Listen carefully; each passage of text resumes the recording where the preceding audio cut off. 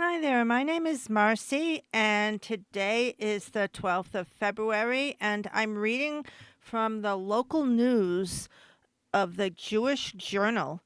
And the first article that I'm reading is by Andrew Lappin, and the headline is Harvard Settles Anti Semitism Lawsuits with Promises to Police Anti Zionist Speech.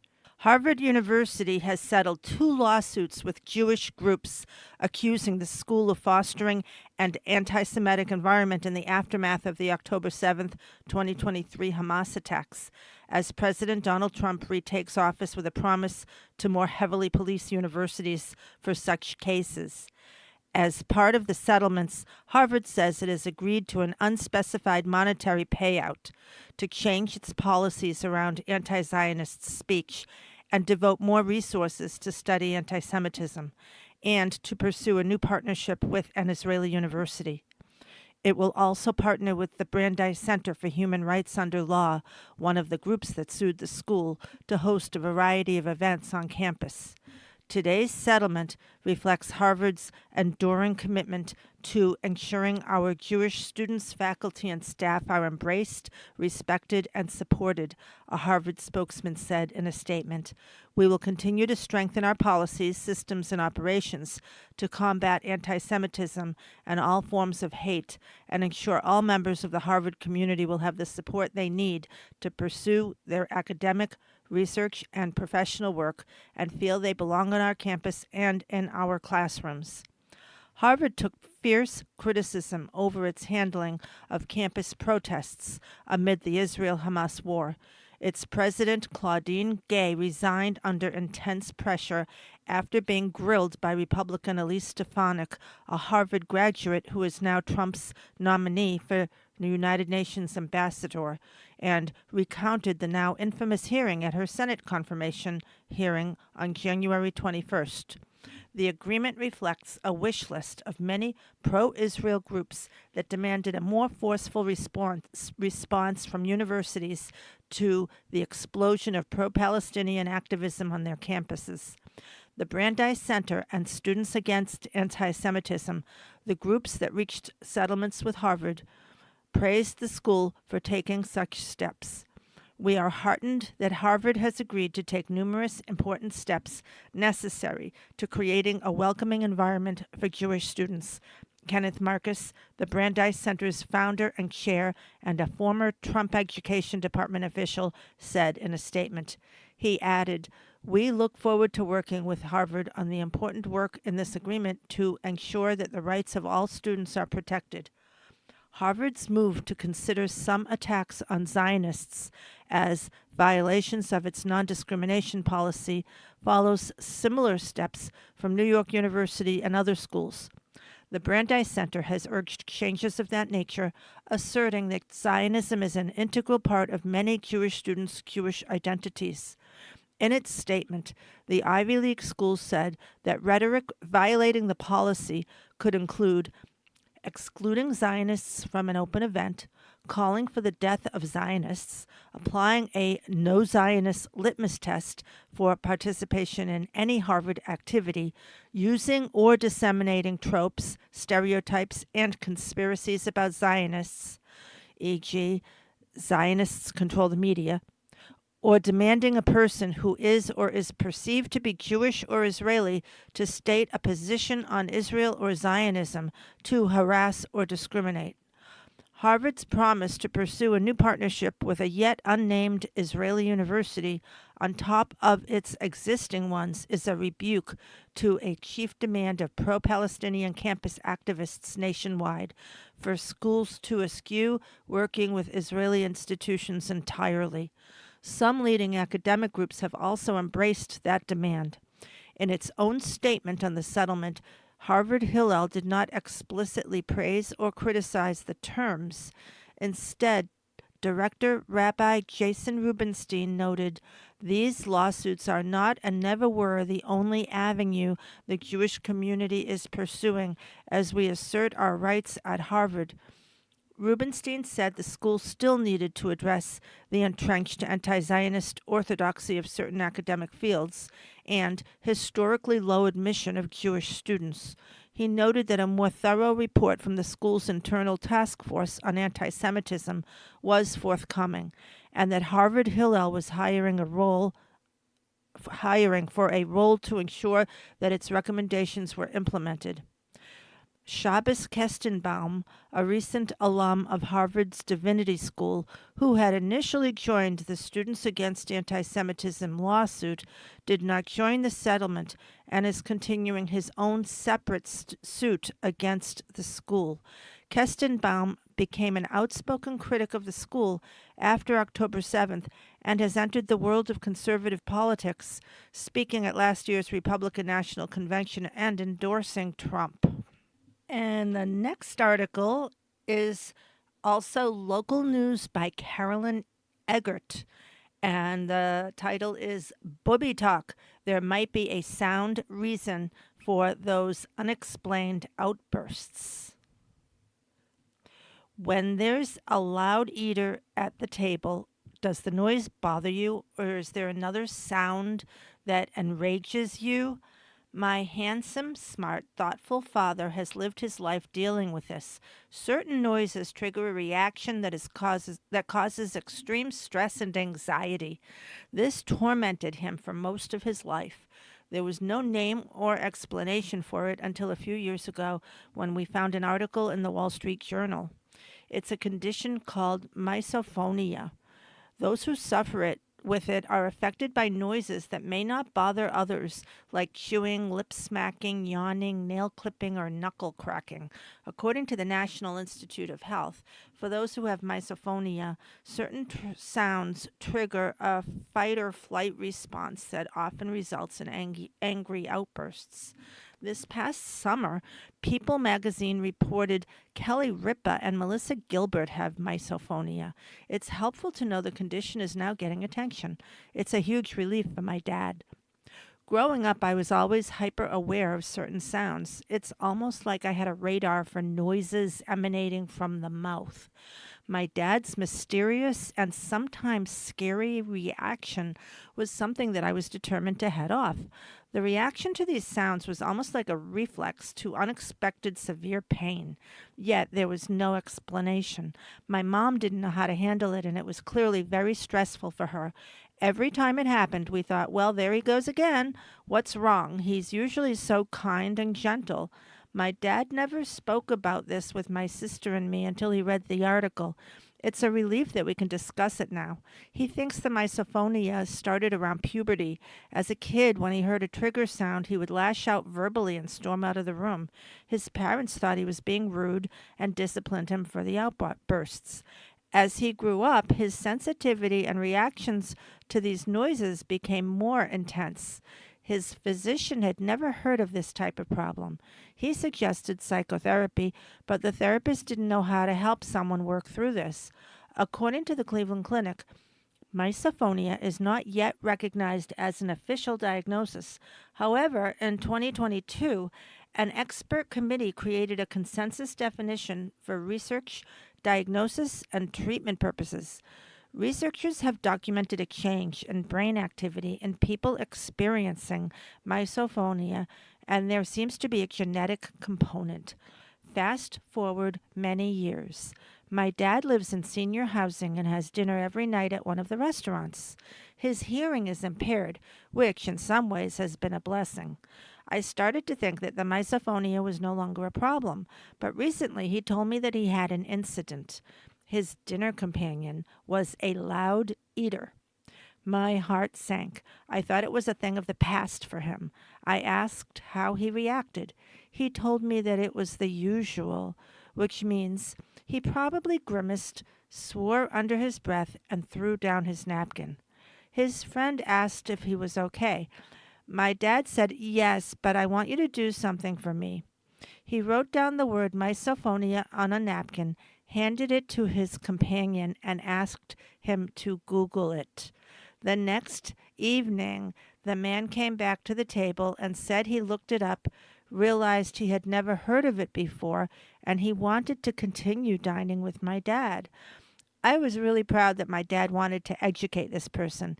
He is self conscious, and at age 90, he is still afraid of being judged. According to what I've read about misophonia, this is a common occurrence. Many people who have it often isolate themselves. As I've gotten older, I have felt heightened reactions to sounds. When I hear some things, I try to ignore the feeling or I leave the room. It's hard. Although there's no definitive treatment, coming up with ways to cope have been helpful. Cognitive behavioral therapy, meditation, music therapy, and support groups can help relieve misophonia. We're fortunate that in 2025 there are conversations about misophonia. If you have symptoms, talk to your healthcare provider. Patients shouldn't be embarrassed, says John C. Goddard, MD, who specializes in otology, neurology, and skull-based surgery at Northwest Permanente in Portland, Oregon. They need help just like anybody else does with a condition that is based on physiology. For more information about misophonia, visit misophoniainstitute.org, childrenshospital.org/conditions/misophonia, or my.cleveland clinic.org/health/diseases/24460-misophonia. And misophonia is spelled with an Misophonia. And the author Carolyn Schultz Eggert writes from Newton. She has been working to improve the lives of older people for 10 years through her business, Family Friends Boston. Previously, she was a reporter for People magazines. Questions, email her at carolyneggert@yahoo.com. And the next article is titled, Hadassah Medical Scientists Rack Up Another Year of Innovation. Local news by Hillary Jacqueline Daniilova. From AI and immunotherapy cancer treatments to breakthroughs in the quest to understand Alzheimer's, ADHD, and other brain disorders, medical innovation had another banner year in Israel. It is all the more impressive considering that throughout 2024 the country was at war, with attention and resources diverted to military efforts on multiple fronts. But in this startup nation, even war provides an opportunity for progress. Yoram Weiss, the Director General of Israel's Hadassah Medical Organization, said the country's military medical experts pioneered techniques to more effectively treat and extract wounded people directly from combat zones, resulting in a significantly reduced death rate in 2024 compared to, for example, the 2006 Lebanon War. That's a really huge innovation, which can be applied to other situations too, Weiss said. Unfortunately, there are wars elsewhere, and people will learn from this. On the home front, Weiss said he is especially proud of Hadassah's innovation around so-called personalized medicine, which uses tailored immunotherapy and even AI, artificial intelligence, to more effectively treat cancer and other complex conditions. At the Hadassah Cancer Research Institute in Jerusalem, the type of AI called machine learning identifies cancer mutation patterns for each patient, leading to more precise treatments and better outcomes.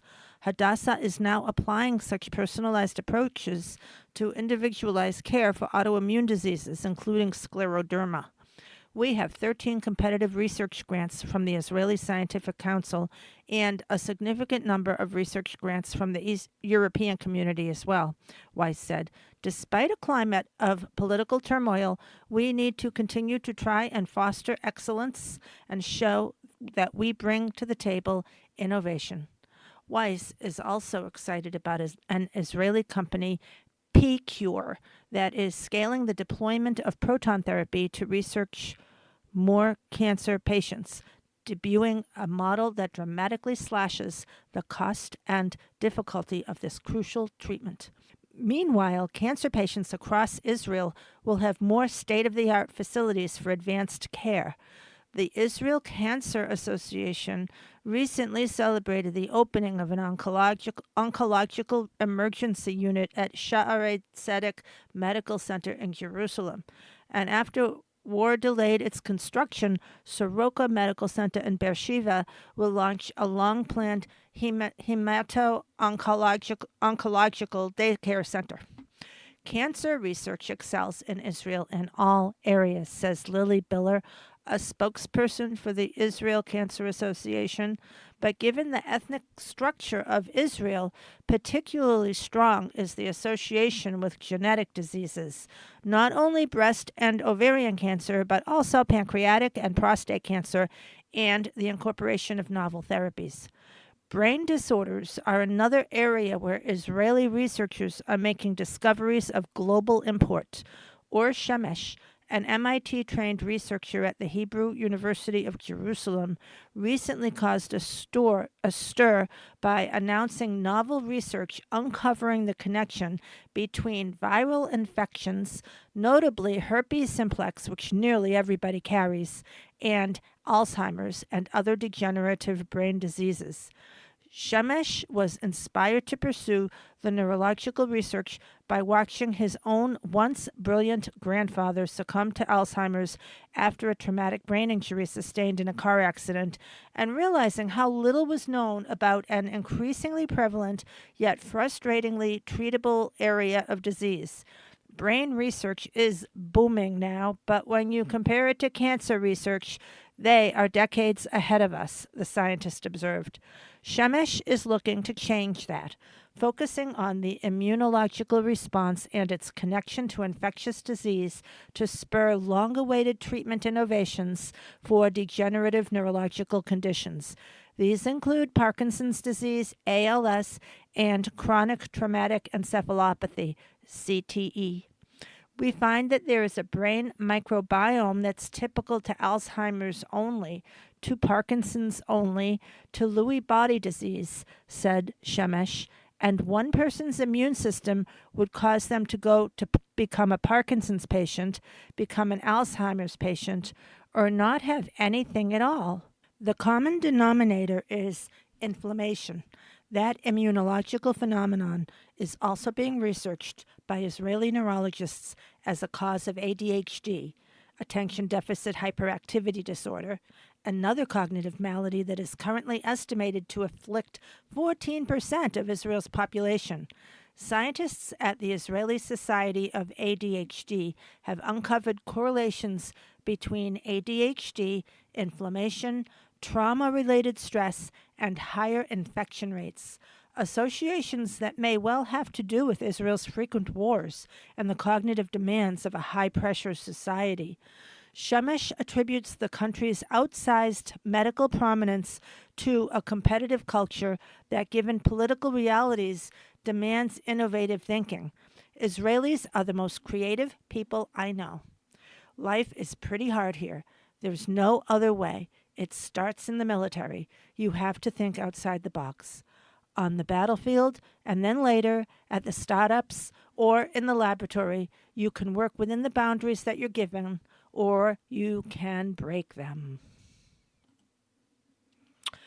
The next article is titled Combined Jewish Philanthropies Starts Center to Help Groups Fight Anti-Semitism. And it's local news written by Barry Wenger.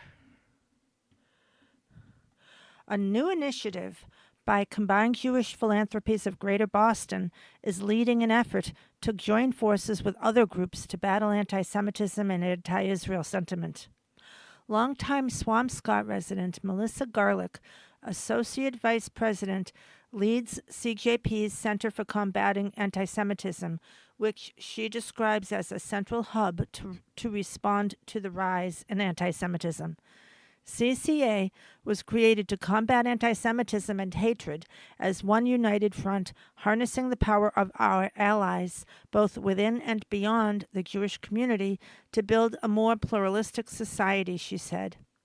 Since it was launched in March 2024, the center has mobilized a rally of 1,500 people to support Jewish college students and awarded $1.7 million in grants to support educational initiatives at area hospitals, corporations, university campuses, and community organizations, according to Garlick.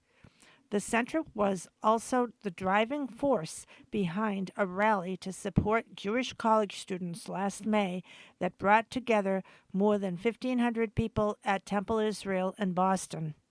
Anti Semitism is at an all time high, making it a challenge for Jewish community members to feel welcome in civic spaces, let alone safe, Garlick said. In the past year, the center helped support training on Jewish identity and contemporary anti Semitism for more than 1,000 faculty and administrators on college campuses in the region, she noted. Peggy Schuker, vice president of the Anti Defamation League's Eastern Division, praised the creation of the center, which has partnered with the ADL on a number of programs.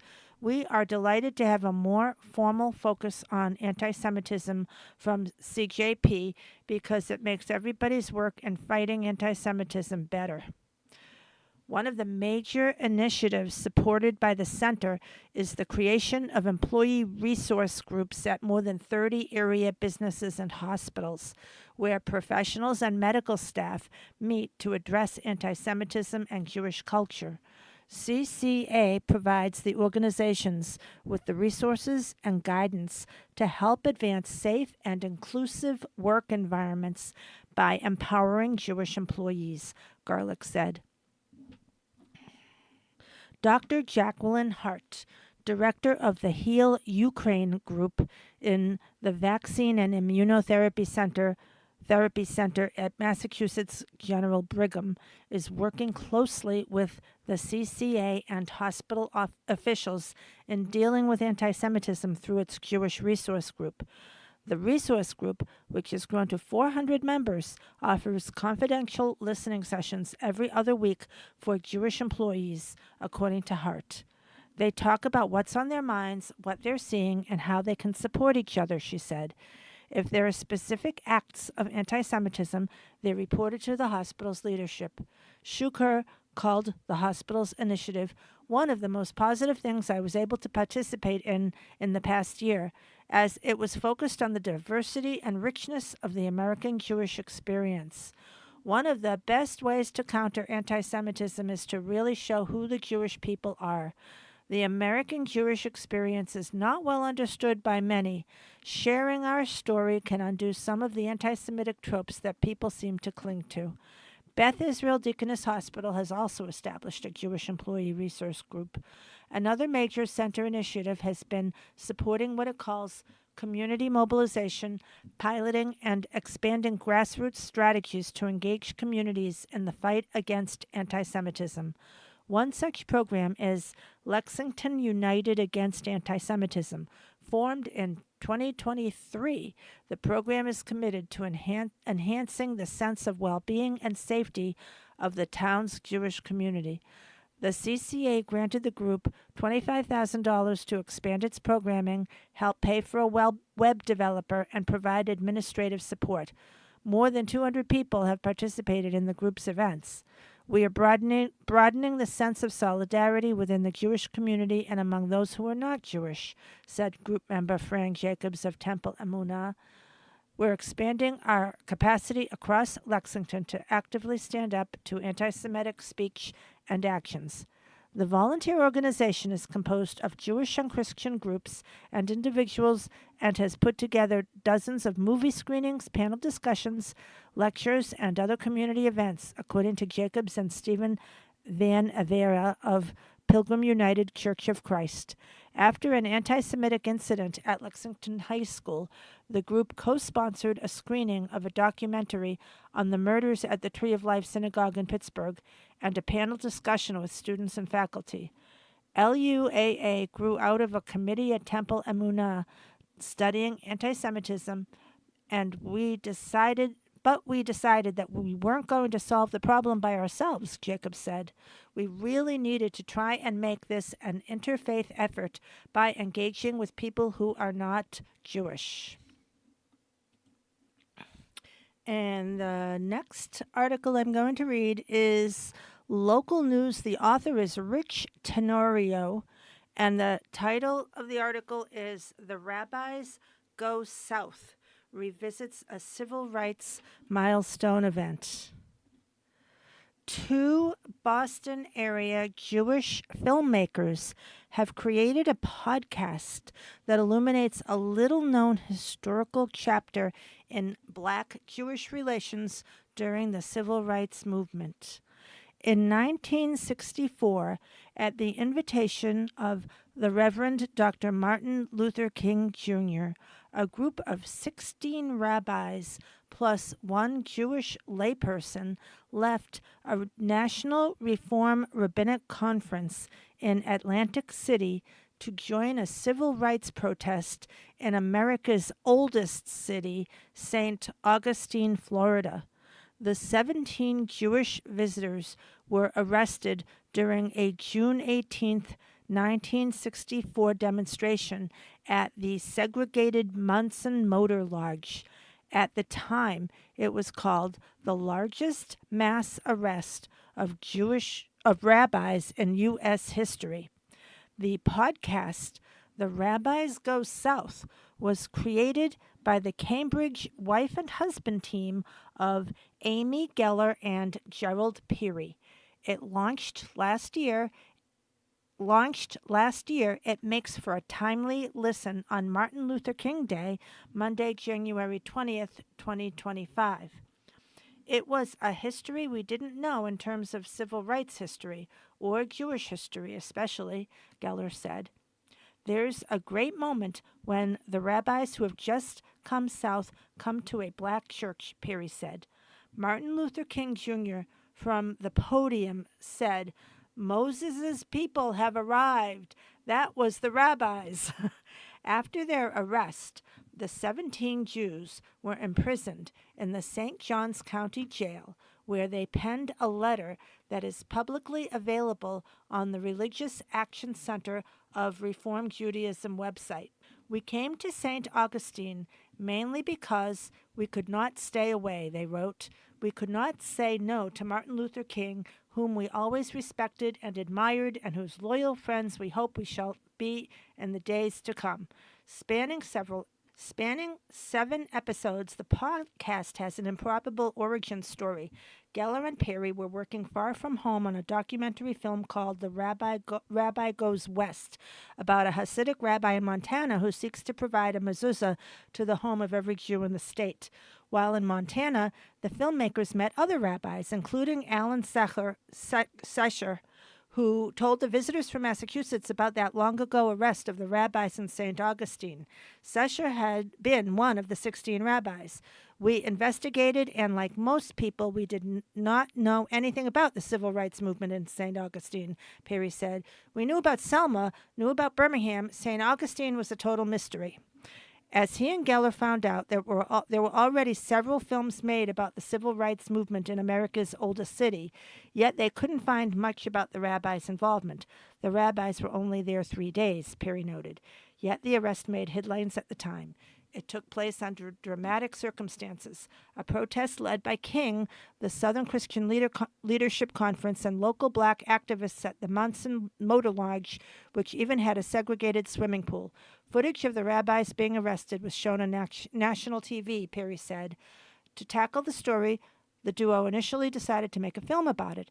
Then they realized there weren't many other historical visuals available of the rabbis, not even for a short feature. After being indecisive for a while, we decided that the best format was an audio documentary, not a visual documentary, Geller said.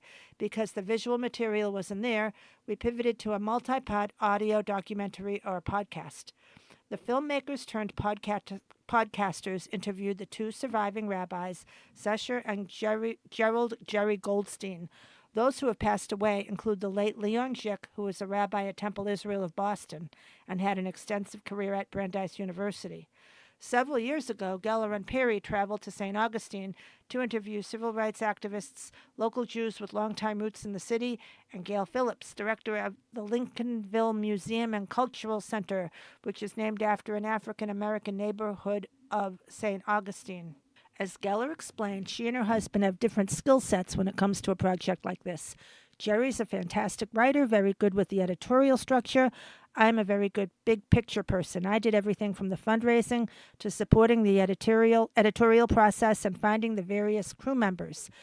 film, and as we discovered, podcasting is a very collaborative art, they said.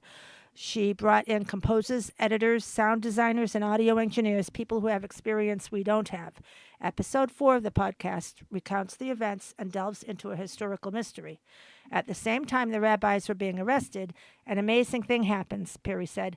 A group of blacks get out of cars right next to the motel, jump into the swimming pool, and desegregate it.